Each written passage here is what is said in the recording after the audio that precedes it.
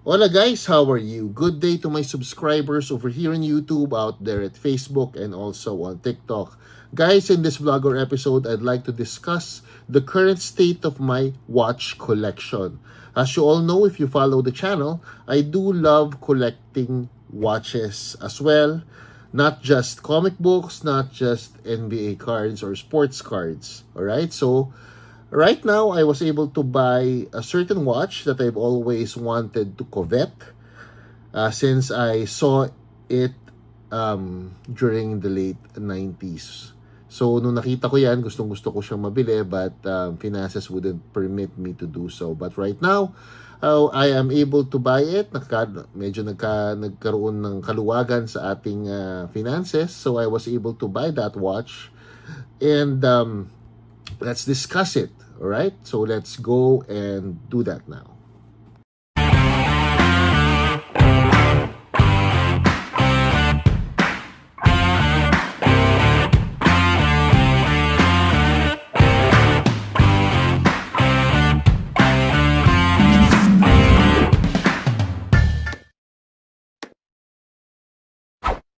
So here goes nothing. So papakita ko lang yung emblem ng crown, na crown. As most of you would know, this is a Rolex. Okay, I was able to buy a Rolex. Anong klaseng Rolex? Ito yung papakita ko sa inyo. I've always, as I've mentioned, I've always wanted to have a this watch ever since I saw it during the late 1990s. Alright, about 1997. So, the Submariner. I've always wanted to have a Submariner.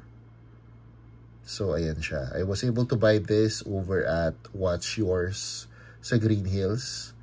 Siguro about a week ago. The reason why a week ago, punasan na natin. Kasi, yung originally, about 2 weeks ago, I bought the 1996 version of this.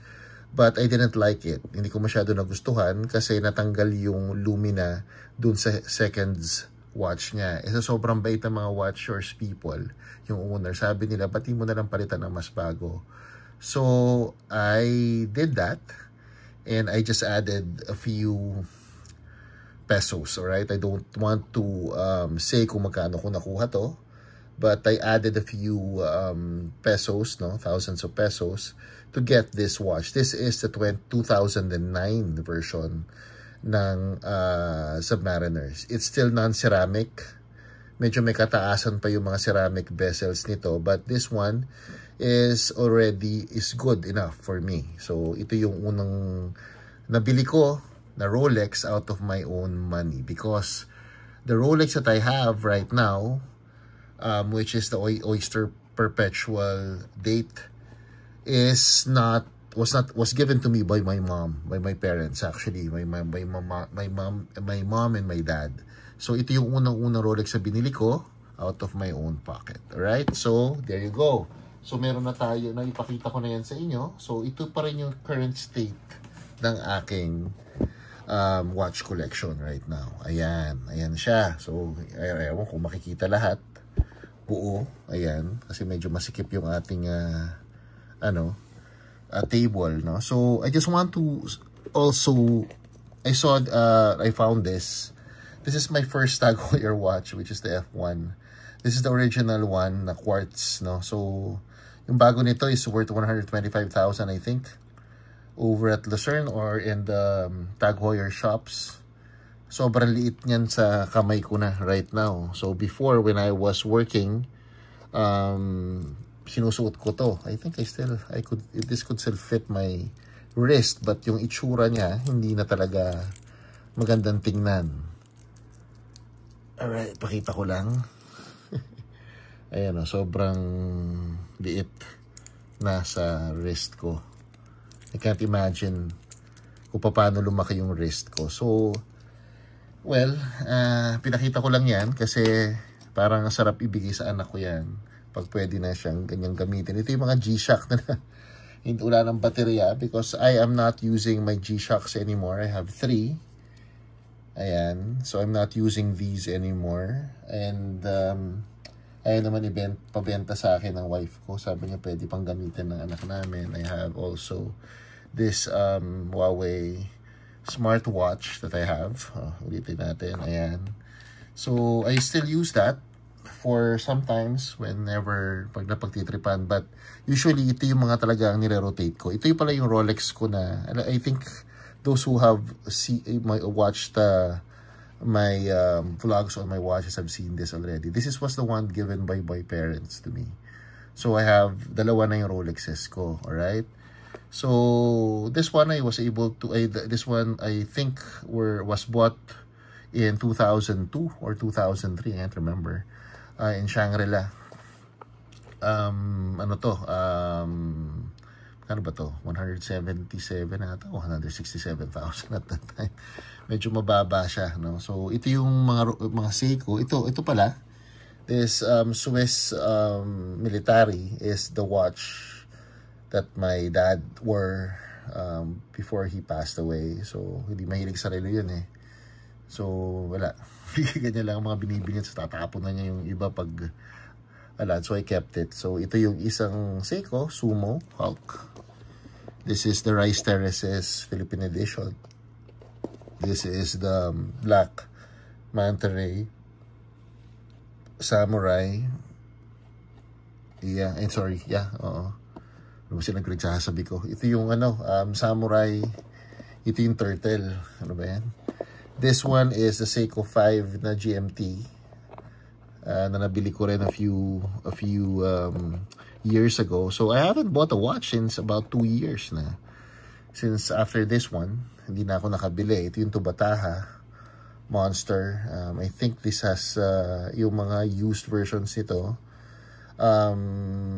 Maabot na ng about 45 to 50,000 kahit nagamit na. This was the first Philippine edition Seiko. So ayan, and then my iced blue ice, I don't know what's it's called, chronograph na solar powered, no? This is number to 10,000. Ito yung gustong-gusto ng asawa ko actually, sa pagdating sa itsura ng mga relos. This is the SKX 007. So syempre dapat meron kanyan if you do collect Seikos. And this is the watch that I've always used. Pangharabas ko to, itong solar powered na baby tuna. Alright, so this is number 3,000. So ito yung isa sa mga gustong-gusto kong ginagamit whenever I commute. Well, bihira yun, but whenever well, kung pangharabas nga, panggamit-gamit for everyday use. But right now, medyo madalas kong gamitin yung bagong Rolex. Siyempre, ninanamnam mo yung pagkabili mo doon. So, that is the current state of my collection right now, my watch collection. So, I have about, how many are these? 10 watches here. And I have 3 G-Shocks and this one. So that's 13 and 14, and the Rolex, the new Submariner that I have, that's about 15 watches in my collection. But ang inire-rotate ko lang talaga 1, 2, 3, 4, 5, 6, 7, 8, 9, 10, and 11. About 11 watches that I rotate on a daily basis. Alright, so thank you very much for watching. I hope you enjoyed the vlog. I just want to tell you this, no, na yung pagbili ko ng Rolex na bago, it's not cheap, but it's all worth it because of the fact that yung relo na yan, blood, sweat, and tears ang puhunan natin. So I've always wanted to have this. So nakabili na tayo. So right now, I don't know what to buy anymore. Na bagong Rolex, siguro Sea Dweller or something, or maybe the Batgirl, the Batman, the Starbucks. I don't know what to do, but what to buy again if finances permit. But right now, I'm loving this definitely because this was my dream watch. So right now the dream's here. Nakabili na tayo. So what's next? I don't know. Let's see. All right. So thank you very much for watching. Again, Please do subscribe to the channel, and also abangan nyo yung bago magkakaroon ako ng vlog about my journey into in the NBA cards world. It will be ending soon, so I mean my journey, but it's still going to continue in a way, but medyo lilipat tayo ng ibang hobby siguro ng konti, but I'll still be there in the NBA cards world. So let's see, and pakiabangan na lang yung vlog na yun. Alright, thank you very much for watching again, and please do subscribe to the channel. Thank you.